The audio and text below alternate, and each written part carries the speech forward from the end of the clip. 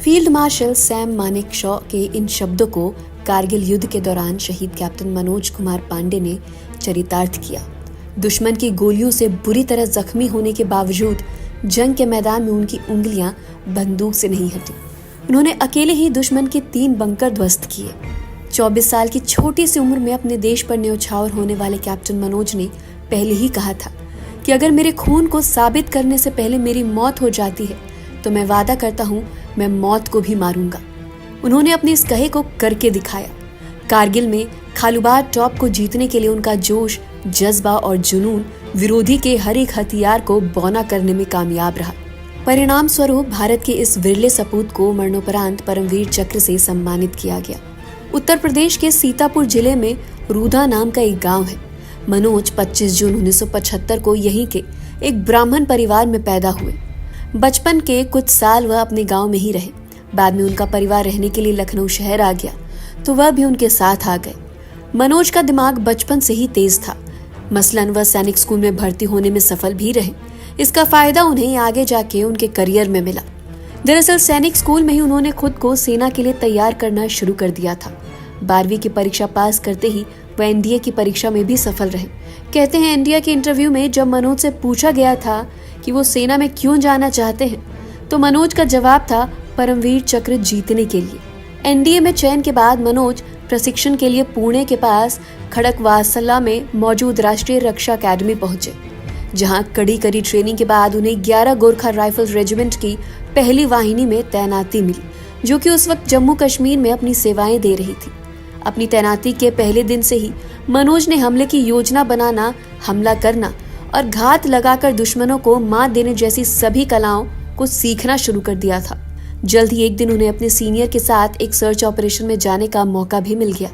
यह पहला मौका था जब उनका दुश्मन से सीधा मुकाबला हुआ।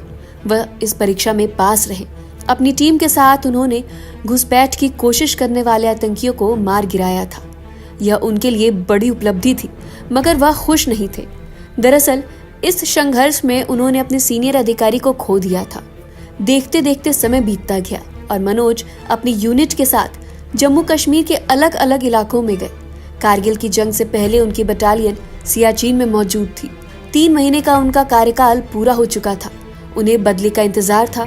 साथियों ने सामान तक बांध लिया था। तभी अचानक आदेश आया कि बटालियन को कारगिल में बटाले की तरफ बढ़ना है। वहां से घुसपैठ की खबर थी। मनोज तो जैसे इस मौके के इंतजार में ही बैठे थे।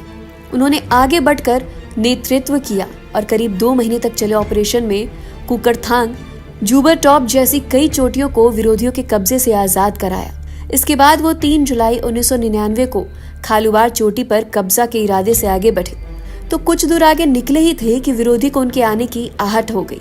उन्होंने पहाड़ियों में छुपकर अंधाधुंध गोलियां बरसाई। ऐसे में मनोज ने बड़ी चालाकी से रात होने का इंतजार किया। अंधेरा होते ही उन्होंने अपने साथियों के साथ बात की और आपसी सहमति से 2 अलग अलग रास्तों से विरोधी की तरफ बढ़ने को कहा। उनकी रणनीति काम कर गई और विरोधी उनके जाल में फंस गए। परिणाम स्वरूप मनोज ने विरोधियों के बंकर उड़ाने शुरू कर दिए। विरोधी को कुछ समझ आता इससे पहले उन्होंने 3 बंकरों को अपना निशाना बना डाला। मनोज का काम अभी खत्म नहीं हुआ था। उनके निशाने पर पाकिस्तान के बचे हुए बंकर थे। वह तेजी से चौथे बंकर को खत्म करने के लिए आगे बढ़े ही थे कि विरोधियों की गोलियों ने उन्हें लहूलुहान कर दिया। साथियों ने उन्हें कवर दिया और आगे न बढ़ने की सलाह दी, मगर मनोज नहीं माने। दरअसल वो खुद खालूबार टॉप पर तिरंगा फहराना चाहते थे और यही कारण था कि वो विषम परिस्थितियों में भी आगे बढ़ते गए। आगे रेंगते हुए वह चौथे बंकर के पास पहुंचने में सफल रहे और खड़े होकर ग्रेनेड से उसे उड़ाने की कोशिश की, मगर पाकिस्तानियों ने उन्हें देख लिया और अपनी मशीन गन को उनकी तरफ घुमाकर अंधाधुंध गोलियां बरसा दी।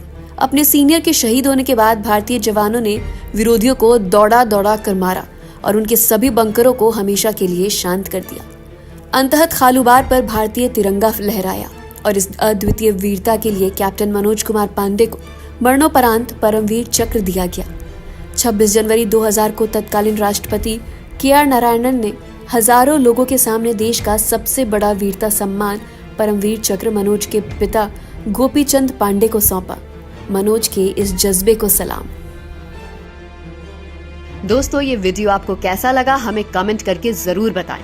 साथ ही वीडियो को लाइक या शेयर करना ना भूलें। इसी तरह के तमाम रोचक और अनसुनी कहानियां सुनने के लिए हमारे चैनल को जरूर सब्सक्राइब करें और साथ ही बेल आइकन को टैप कर दें ताकि आपको हर अपडेट मिलता रहे।